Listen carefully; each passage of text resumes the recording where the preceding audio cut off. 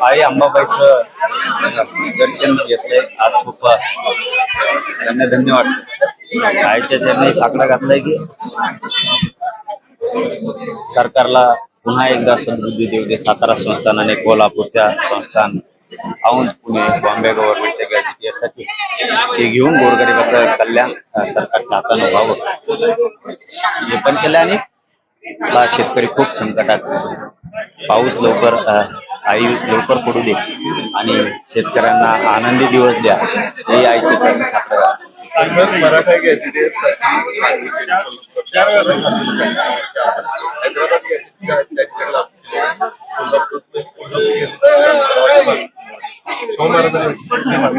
नाही, आपण हा विषय पूर्वीपासून कायम मांडला. बॉम्बे गव्हर्नमेंटचं गॅजेटियर, सातारा संस्थांचं, कोल्हापूरचं, मिरज, औंध आणि पुणे हे पूर्वीपासून आपण सांगतोय की ते घेतलंच पाहिजे कुठल्याही परिस्थिती. पण आता काय असतं, टप्प्याटप्प्यात चाललंय. आता हैदराबाद गॅजेटियर झालंय, आता ते सातारा संस्थांचं घेत आहेत.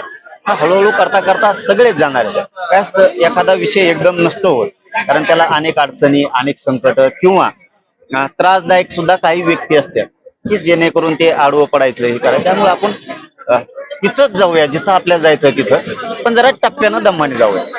शाहू महाराजांनी गेले काही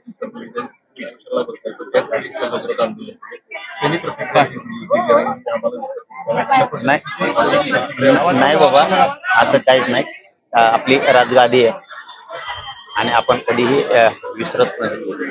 आणि असं काय महाराज साहेब म्हणता म्हणता म्हणले असतील, परंतु मी कधीच असं होऊ देणार नाही. मी तरी या राज्याचं गरिबाचं लेकरू आहे आणि इमानदारीनं प्रामाणिकपणानं या राज्यातल्या लोकांसाठी लढतो.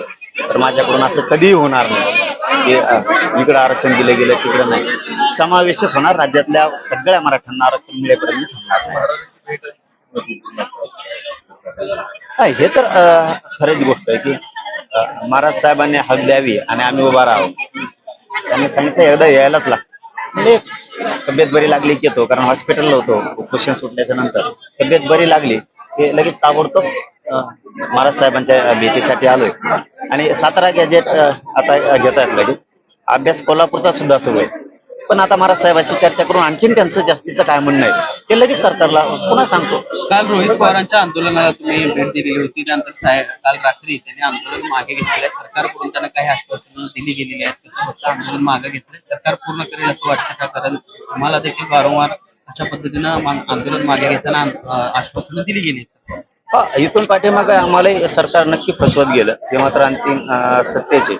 परंतु आताच्या काळात थोडासा विश्वास म्हणतो मी याच्यासाठी बसलाय की त्यांनी चांगली प्रक्रिया यावेळेस आंदोलनात सुरू केली. ER काढणं, शिंदे समितीला मुदत वाढ देणं, 58 लाख नोंदीचं प्रमाणपत्र वाटप करण्यासाठी आदेश देणं, व्हॅलिडिटी रोप नका हे पण सांगितलंय त्यांनी.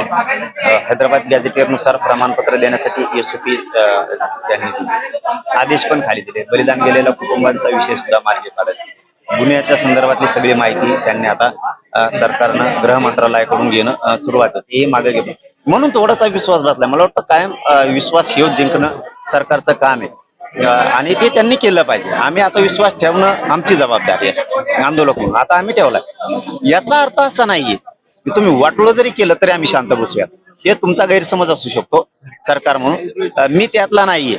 एखादी गोष्ट दिली आणि मग नुसतंच तुमचं आभार मानत राहणार, उद उद करत राहणार. नक्की तुमचं उद उद करणार, नक्की तुम्ही केलेल्या कामाचं श्रेय नक्की तुम्हाला देणार, पण फसवलं तर सोडणार सुद्धा नाहीये हे मात्र लक्षात ठेवायचं. कारण तुम्हाला जर कायम मराठा समाजाचा चेहऱ्यावरती आनंद ठेवायचा असेल तर तुम्ही केलेले कामं हे तुम्हाला कायमस्वरूपी टिकून ठेवावे लागणार आहे.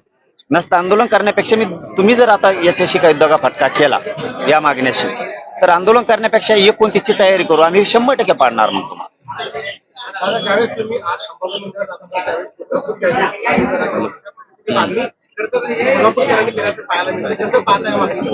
काय असतं, प्रत्येक वेळेस आपल्यावरतीच अन्याय झालेला असतो आणि ज्यावेळेस अन्याय लोकांच्या लक्षात येतो की आपल्यावरती हसून अन्याय होतो. जसं की आता भाविकांनी रस्त्यानं जाताना बऱ्याच जणांनी असं म्हणले की आपलं कोल्हापूरचं गॅजेट लागलंच पाहिजे, सातारा संस्थांचं सुद्धा लागलंच पाहिजे. ही वेदना आहे आणि ही कधी लक्षात येते, ज्यावेळेस आपण ग्राउंडवरती लोकांशी चर्चा करायला जातो, ज्यावेळेस आपण लोकांशी संवाद साधतो, त्यावेळेस खऱ्या भावना कळतात. भाषणातल्या भावनाच असतील असं कशावर. पण ज्यावेळेस आपण ग्राउंडवरती जातो त्यावेळेस त्याच्या लक्षात येतं की पश्चिम महाराष्ट्र असो, मराठवाडा असो, नाही तर विदर्भ असो, लेकरांचं वाटोळं आरक्षणासाठी व्हायला लागलं. आणि आरक्षण असून आता या गॅजेटियर मध्ये इथल्या जनगणनेत खूप लाखात नोंदी आहेत कुणबीच्या, खूप लाखात. मग ते असून जर अगोदरच दिले असते तर आतापर्यंत कल्याण झालं असतं. त्यांना असं वाटतं की हे जर लागू झालं तर आपल्या लेकरा बाळाचं कल्याण होईल, आणि त्यांच्या लेकरा बाळासाठी लढतोय. कोल्हापूर सातारा संस्थांचं गॅजेटियर 100% लागू होणार. फक्त लोकांनी एकजूट राहावं. सरकारचा वेळ काढूपणा यामध्ये साधारण दिसतोय. तत्कालीन मुख्यमंत्री शिंदेसोबत तुमचं बोलणं झालं, त्यांच्या शब्दावर तुम्ही 2 पावलं मागे आला होता, समाजासाठी सरकारवर विश्वास ठेवला होता.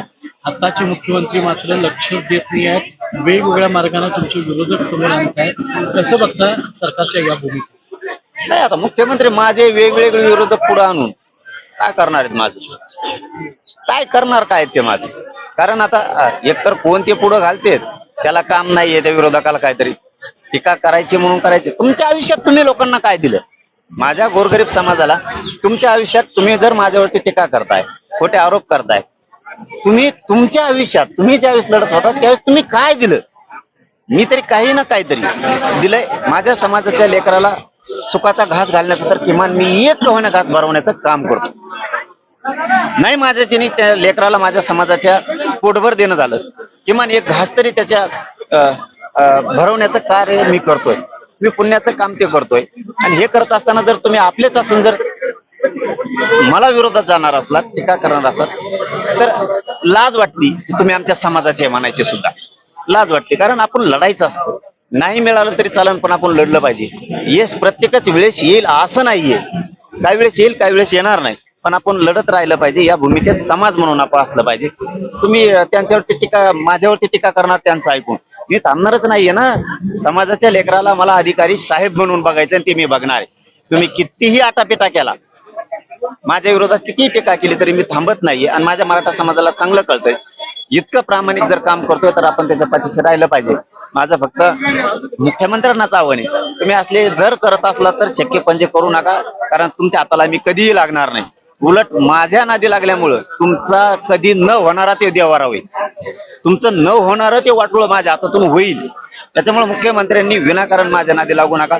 आताची जी स्टेप घेतली तुम्ही विखे पाटलाच्या माध्यमातून, प्रसाद लाड साहेबाच्या माध्यमातून, त्या स्टेपनच चलून तुम्ही जे आता कामं करायला लागलात आणि गरिबांचे मन जिंकायला लागलात, हेच मन जिंकण्याचं काम मुख्यमंत्री साहेबांनी करावं. याच्या पाठीमागे शिंदे साहेबांनी केलं, त्याच पद्धतीनं तुम्ही सुद्धा पुढच्या काळात करावं. आमचं तुमचं वैर मुख्यमंत्री नाहीये. तुम्ही विनाकारण मराठा समाजाची गोरगरिबाची वैर म्हणून वागू नये, ही माझी आई अंबाबाईच्या या पवित्र भूमीतून मुख्यमंत्र्यांना सांगणं आहे. आमचं तुमचं वैर नाहीये, पण विनाकारण मराठ्यावर अन्याय करून वैर घेऊ नका. आता जर तुम्ही काम केलं नाही तर मराठ्याचा रोष भयानक अवघड असणार आहे, हे मात्र मुख्यमंत्र्यांनी लक्षात ठेवावं. पण काम करून मराठ्यांचे मन जिंकावेत, हेही माझं मुख्यमंत्र्यांना नाव आहे. काम करा, मराठ्यांचं मन जिंका. राजकारणाची आम्हाला गरज नाही. आयुष्यभर माझा तुम्हीच करा राजकारणात, आम्हाला त्याची देणं घेणं नाही. धन्यवाद.